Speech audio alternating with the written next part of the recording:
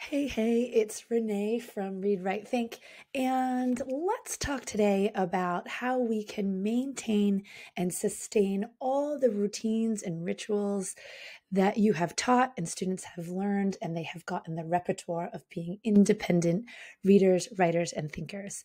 We want to talk about maintaining and sustaining this when there may be an interruption to the daily routine.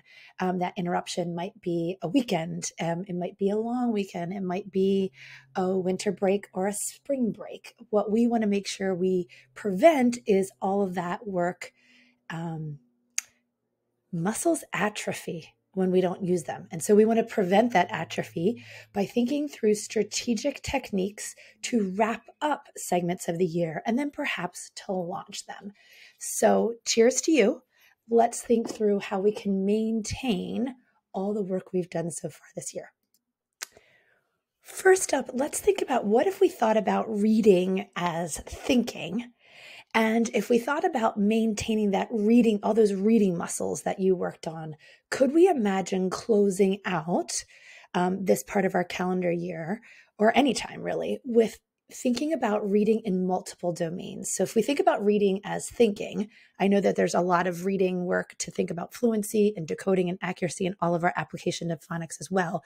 But if we think about just that comprehension piece, would it be interesting to set up shared experiences with students around reading in maybe kind of non-traditional ways? So what if we thought about even just viewing images that provoke a lot of thinking, that perhaps provoke curiosity? So we can conduct some visual literacy to practice our thinking patterns. So something like this, if we look on the screen, could you imagine projecting or showing this to our students of all ages and getting curious? We can model being curious. We can model noticing and wondering, and then pairing kids up in groups of partnerships or small group and letting them notice and wonder, and maybe even conducting some whole group conversations. So what if visual literacy was something we could model for kids so that when they left for break, whether that was a weekend or a holiday break, and they happened to watch maybe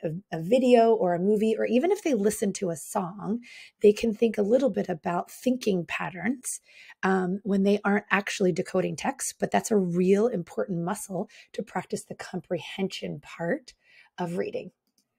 Maybe you even show some infographics to show kids the combination of visual literacy and print literacy.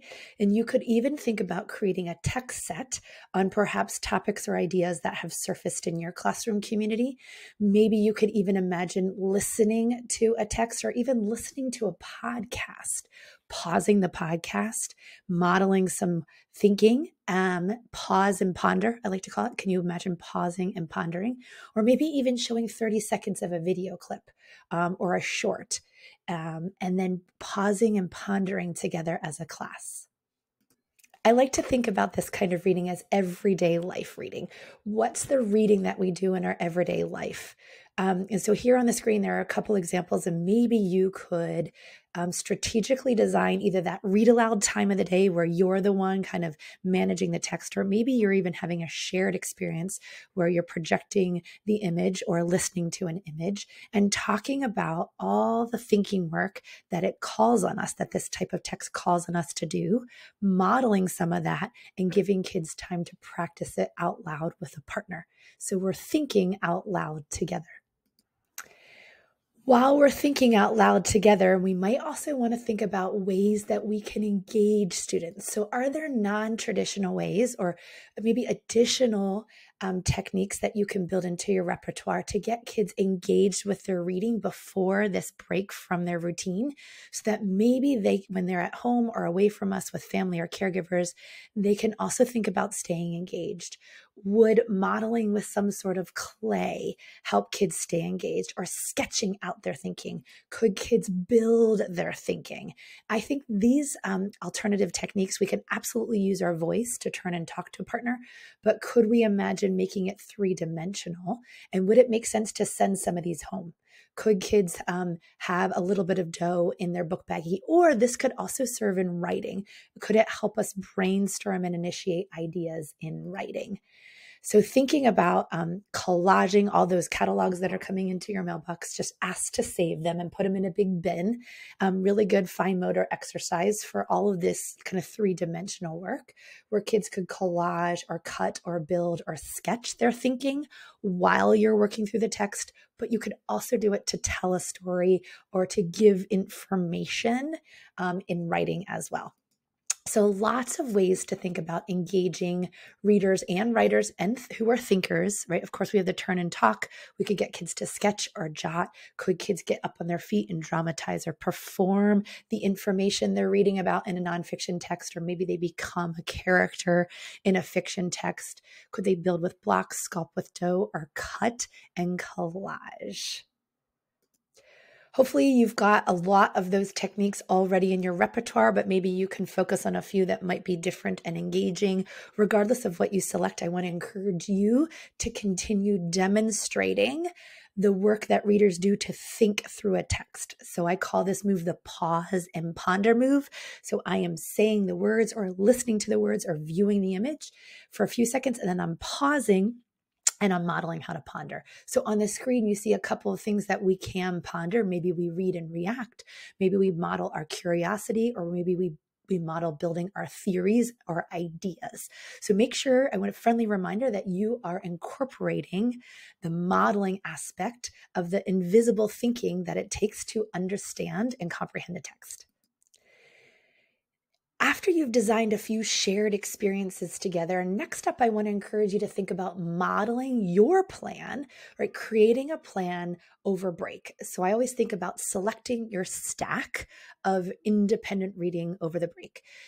What are your winter reading plans, or this is spring break, or whether the weekend plan? So I try to model right here in the picture. You can see my stack, and maybe even giving kids a couple of questions to explore and think about what that they're going to read and think about over break. So this may include an actual physical book. It could be a digital book. It could be a podcast. It could be a video. So you might think a little bit about sharing some kid-friendly podcasts, or even giving kids a part of that experience as a class. But maybe before they leave, they get a little bit of class time to work on creating their stack. Along with their stack, it might be helpful to model a couple of tools that will help them be accountable.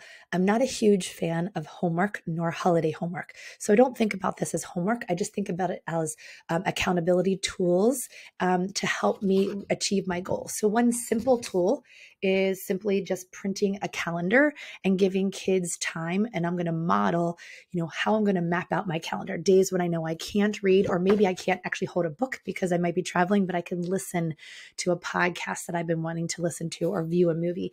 So a simple calendar and a pen and some time to actually help them map out what they're going to read. I also think a fun tool might be simply just taking some colorful cardstock and cutting them up in slices and giving kids the opportunity to create perhaps a bookmark with their winter reading plan, or even just a fun bookmark with drawing and stickers and stamps. That could be really fun, but just simple tools to support kids in thinking through, this expectation that we are a culture of people who read, write, and think together.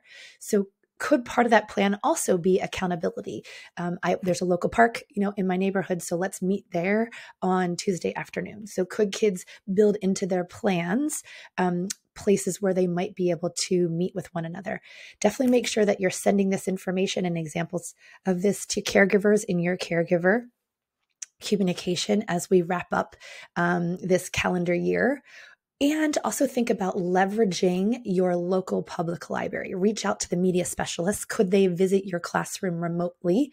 Or could they just share ideas that will be available to families and students over the break? All right, we've talked a little bit about everyday life reading. All of this applies also to everyday life writing. Is there an opportunity for you to model writing that happens in our everyday life? So not necessarily attached to a genre study or even a text type, but thinking about how we write in our everyday lives. So one important thing to think about is how perhaps storytelling is a part of our everyday life writing. So could we imagine over the next couple couple of days, practicing storytelling, just putting out some blank paper in your classroom with scissors and glue and tape and maybe things to collage.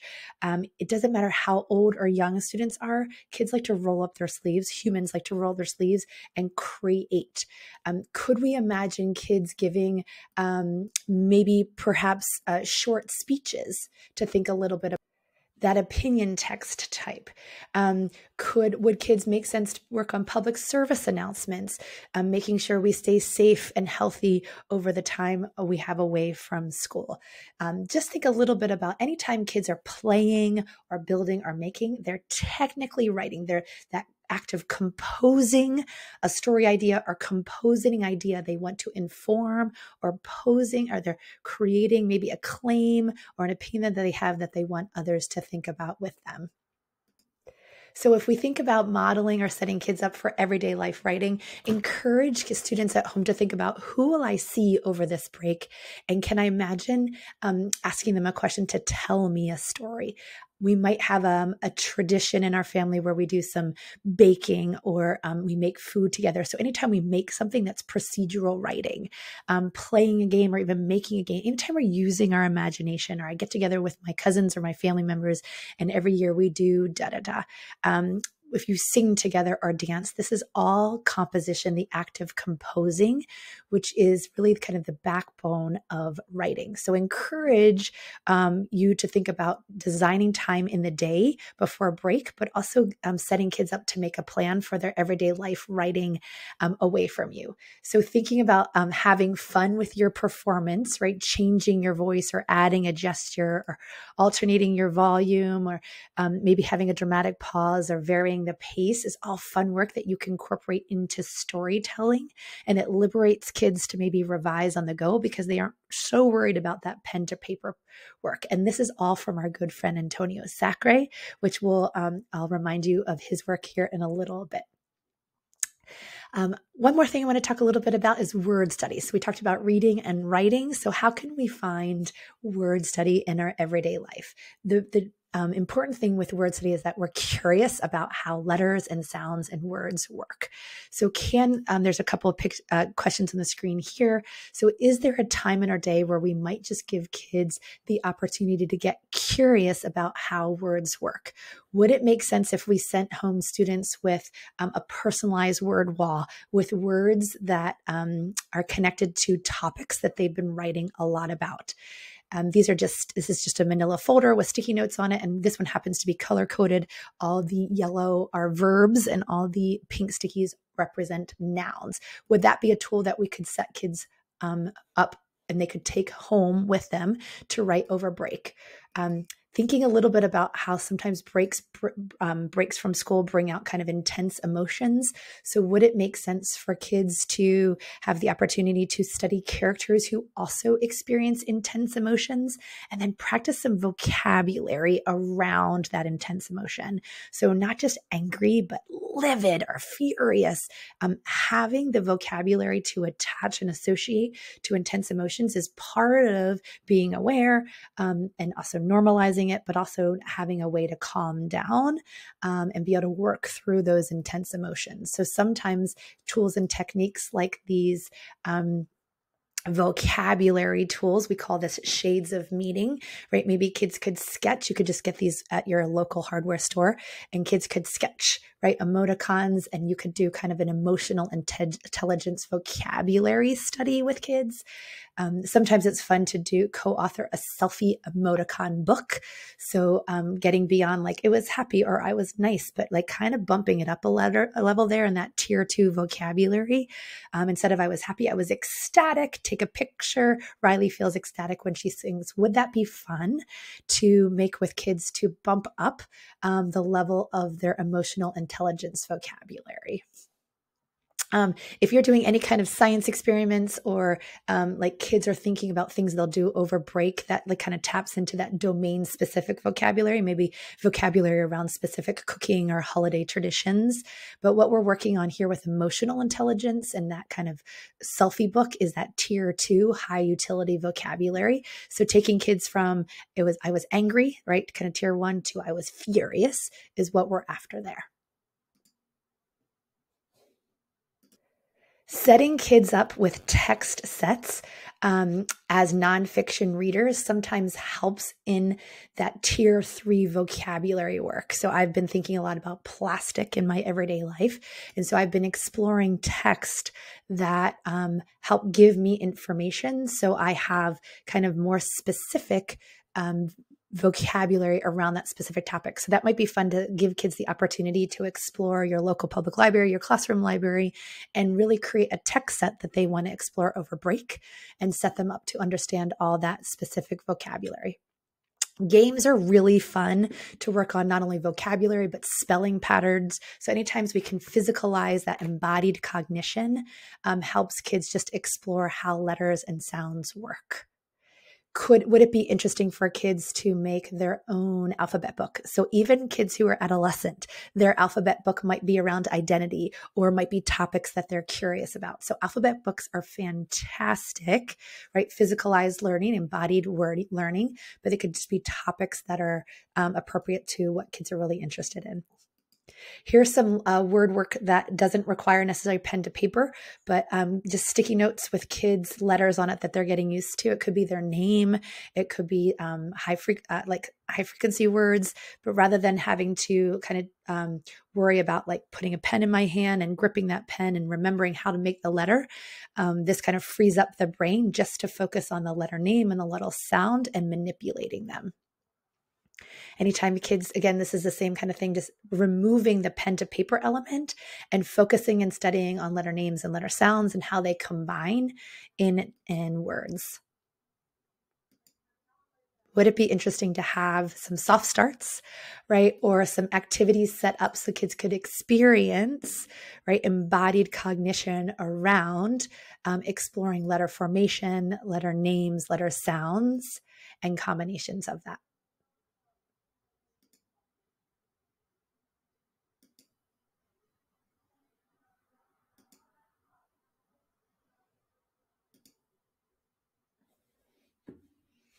This is a really fun addition. So this is just a letter box, and each box contains some small items that all begin with that letter sound or that little name. So kids can manipulate and kind of get used to understanding that letter name and that letter sound through a physicalized or a 3D object.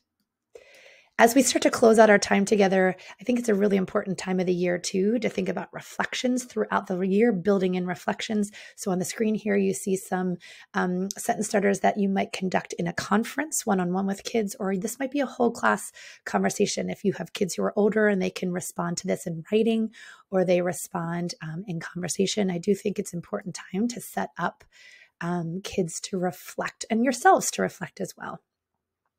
So let's think a little bit of a power plan for our break, right? Could kids go home with a stack of books, maybe some tools, and maybe even a little writing kit? A writing kit could be either a writer's notebook if you've got older students, or a writing folder for younger students, or you could just take your tools, right? You could take your calendar, your bookmark, but these pouches have been really incredible this fall. And so you could just send home like a new writing kit.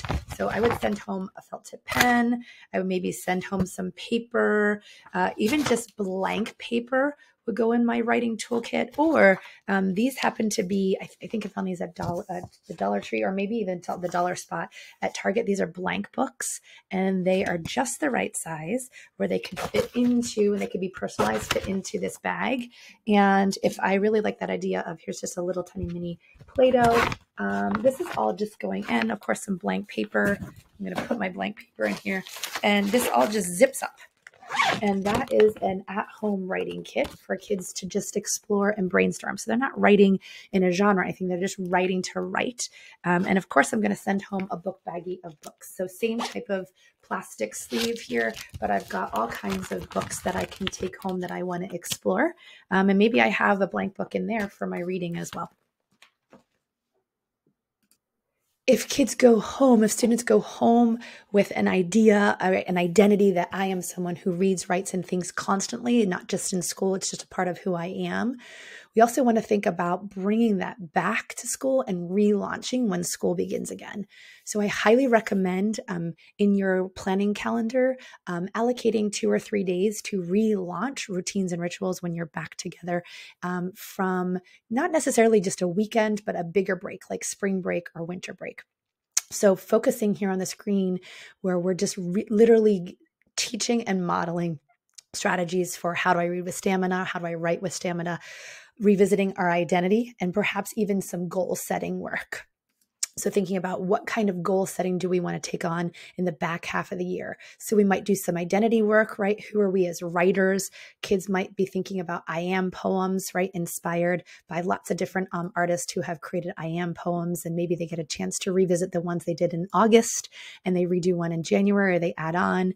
In reading workshop or independent reading time, you might be thinking about closing your classroom library and just opening browse bins again. This is something we talked about in August, but in a browse bin, I'm putting high interest, low level books of all sorts of genres. So kids have mini browse bins on their tables rather than going to the classroom library. And we're just rebooting our independence, our stamina, and our reading with volume. Thank you so much for allowing me to serve you as a thinking partner. As I leave you for today, I want to also remind you or connect with two of my thinking partners, Dr. Sharon Jones of the Dot Consulting. Check her work out. She is constantly thinking through everyday life, computer science. And of course, Antonio Sacre, check him out at antoniosacre.com. And if you haven't purchased his new book, My Name is Cool, it would make a great stocking stuffer for all the readers in your life. So I'm grateful for these two thinking partners, and I want to encourage you to join them as well as thinking partners. Speaking of stocking stuffers, if you need a stocking stuffer, check out readwritethink.com with Renee, readwritethinkwithrene.com. We've got some really cute shirts for the readers in your life. I'm wearing one, and some swag, or you might even need a beverage container for your favorite beverage. Hold your favorite beverage. And we also have some great paper choice if you want to think about some paper to give to send home or to connect with caregivers. If able, they can print at home, or you can send home some printed copies in that writing kit that you might explore.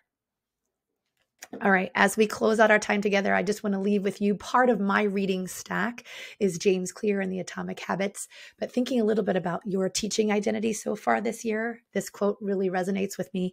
Every action you take is a vote for the type of person you wish to become. There's going to be a lot of talk about goal setting here in the next few weeks. So think a little bit about what's something you can do today. What's a small action you can do today that casts a vote for the person and professional you want to be. Thank you so much for your time. And until next time, let's keep reading, writing, and thinking together. Ciao.